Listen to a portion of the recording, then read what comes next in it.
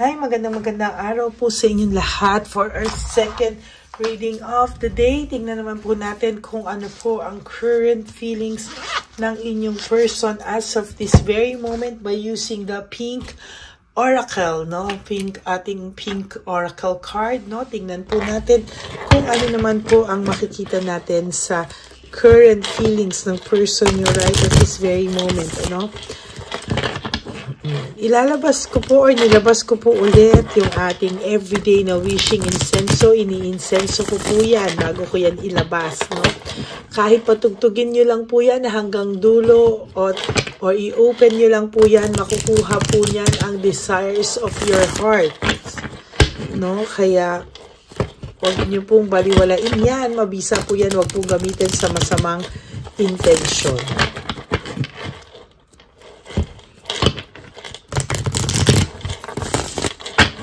Hatiin po natin sa dalawa. Pumili po tayo dito ng 10.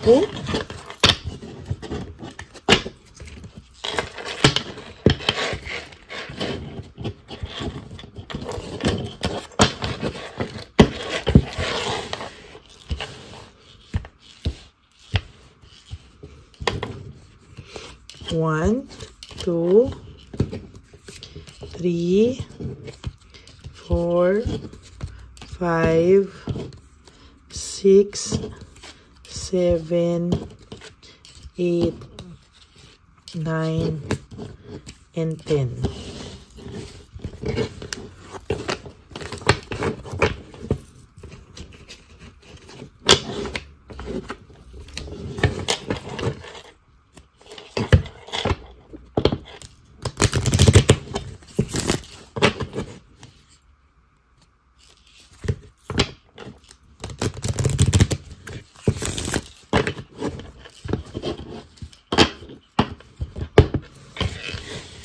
Pili po tayo ng 10. 1, 2, 3, 4, 5, 6, 7, 8, 9, and 10.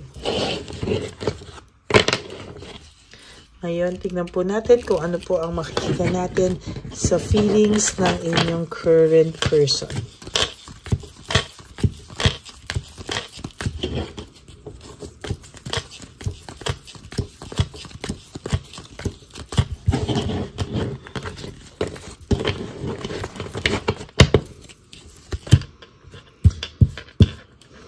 Okay, sa nakikita ko po, no, parang siya na po yung gumawa ng kasalanan.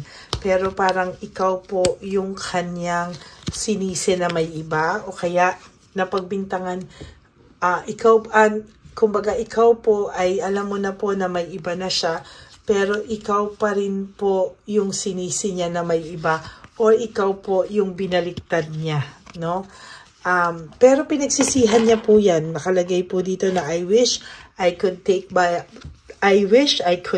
back my words, no? Iniisip niya po na sana daw po ay mabawi niya yung mga masasakit na salitang sinabi niya sa iyo. Kasi sa totoo lang po, hindi niya po makalimutan yung araw na pinagsalitaan ka po niya ng mga masasakit na salita, no? Na talagang hindi niya po mailihim, no? Na napagsalitaan ka po niya ng mga masasakit na salita. At sinabi niya po talaga na parang wala na po siyang pakialam, ano? Sa totoo lang sa'yo, marami po siyang mga hindi po niya sinasadya, no? Akala niya po kasi during that time, alam niya po kung ano po yung nangyayari sa inyo, no? O alam niya po yung feelings niya, no? Yung feelings niya right at that very moment, akala niya po okay na okay siya. Akala niya po, alam niya na tama yung kanyang pakiramdam, na ang feeling niya po is sure na sure siya sa mga bagay na ginagawa niya, sinasabi niya, parang during that time, parang gusto ka na niyang lumayo sa kanya. I couldn't let you get close to me. Kahit gusto mo siyang makausap, ayaw niya pong makipag-usap. Kahit po pinuntahan mo siya, or para kausapin, or ano, wala po, no? Hindi po talaga siya, hindi niya po, kumbaga, hindi niya po sinasadya na makaramdam pa po siya ng ganito ngayon. Kasi parang that time, ayaw na ayaw niya pong makalapit ka sa kanya o ayaw ka po niyang makausap, no? I bury myself in work to forget you, no? Marami po siyang pinagkaabalahan. Maybe para po sa iba na retired na, or sa iba na walang trabaho, ano? Kung ano-ano po ang mga pinagagawa nito just to, alam mo yun, to be happy na wala ka, no? Parang pinakiramdaman niya po na wala ka, na finil niya, no? In-enjoy niya na wala ka. Pero ngayon po, no? Sabi niya, ngayon niya palang na iintindihan yung inyong connection sa isa't isa. Ngayon niya lang po naintindihan yan. At parang nararamdaman ka daw po niya kahit ngayon kayo ay magkalayo, no? Kasalanan niya po kasi, no? Dahil parang hindi niya po talaga, ngayon pa lang po sa kanya nagsisink in lahat, no? Ngayon pa lang po nagsisink in sa kanya yung mga ginawa niya po sa yung hindi maganda. Pero hindi pa rin po niya maamin sa sarili niya, no? Lagi niya pong naiisip, no? Siguro nakukonsensya rin siya. Lagi niya pong naiisip ngayon yung conversation niyo that day o yung mga nangyari po sa inyo lahat, no? Parang naiisip niya po na ano yung mga nagawa niya, naiisip niya po yung mga masasakit na salitang binitawan niya sa'yo o yung mga masasakit na panahon na nasaktan ka niya, yung mga masasakit na sitwasyon na nagawa niya sa'yo, no? Alam niya po na na-mess up niya yung lahat-lahat, pero parang wala pa rin po siyang guts, no? Na wala pa rin po siyang guts na parang hindi niya pa rin po alam kung paano niya babawiin lahat ito, no? Parang hindi niya po alam kasi sabi niya, para raw pong nawala siya sa sarili niya. I lost myself for a little while, no? Para raw po siyang nawala sa sarili niya at hindi niya daw po alam ano nangyari sa kanya. Yun nga lang po, hindi rin po siya makapag-say ng sorry sa'yo, oh. Hindi rin po siya makapag-say ng sorry sa'yo. Kahit na sinabi niya, I hope one day you can forgive me. Oo nga, I hope one day you can forgive me. Pero paano mo po mapapatawad yung isang tao na hindi naman po humihingi ng tawad or dinadaan ka lang po sa pabanjing-banjing, dinadaan ka lang po sa pa-cool-cool, or dinadaan ka po sa pagdedma, lalo na po yung iba na dinadaan sa galit pa, no? Paano nyo po yun mapapatawad, no? And, sabi niya nga, so many things daw po ang nagre-remind sa'yo sa kanya, no? Alam niya po na nararamdaman niya sa sarili niya at alam mo na yung buhay daw niya is not as together as it seems, no? Parang hindi po buo yung kanyang pakiramdam. Hindi po buo kung ano man yung buhay niya, no? Sa totoo lang, gulong-gulo siya. At saka sinabi niya na yung buhay niya is a mess right now, no? Gulong-gulo siya.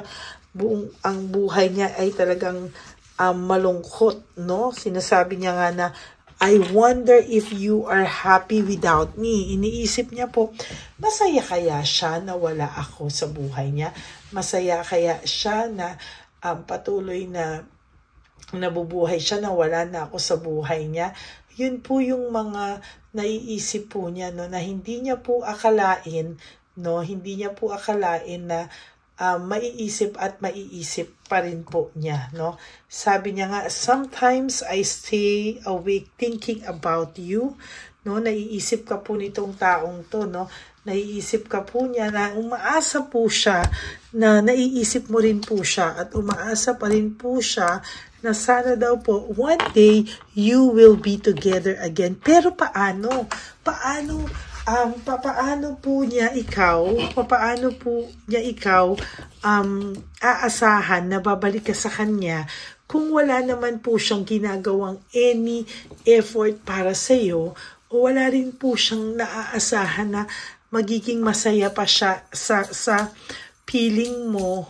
Paano ka magiging masaya sa feeling niya kung wala po siyang ginagawa anything to retract, no, yung masasakit na salita, yung mga words, yung pananakit niya sa'yo, emotionally, mentally, mas grabe po yun, no, kaysa saktan ka ng physical, no. Hindi niya po alam paano niya po babawiin ang lahat ng yun. Kahit sinasabi niya po na mahal ka pa rin daw niya, mahal ka pa niya. Oo, mahal ka pa niya at gusto niyang bumalik sa'yo, pero wala po siyang ginagawa para bumalik ka sa kanya, no? Yun po yung nakakainis na anong tingin ng taong ito? Naku, may naaalala ko sa energy na to, no? Anong feeling niya, no? Na ganun-ganun lang. Hindi yun ganun-ganun lang, no? Masakla po yung pangyayari na to na ginawa niya sa'yo, na hindi po yan pwedeng ganyan-ganyan lamang, no? Sabi niya po, I look for you everywhere. Hinahanap ka niya kahit po saan siya pumunta. Meron pong nakakapagpa-remind sa'yo sa kanya. So many things remind me of you. Iniisip din niya talaga kung masaya ka na daw ba talaga na wala siya. Kasi kayang-kaya mo na daw ngayon na wala siya sa'yo, no? Pero gusto niya, kung siya'y masusunod, gusto po niya na maging kayo pa rin daw, no? Again, pero paano, no? Paano?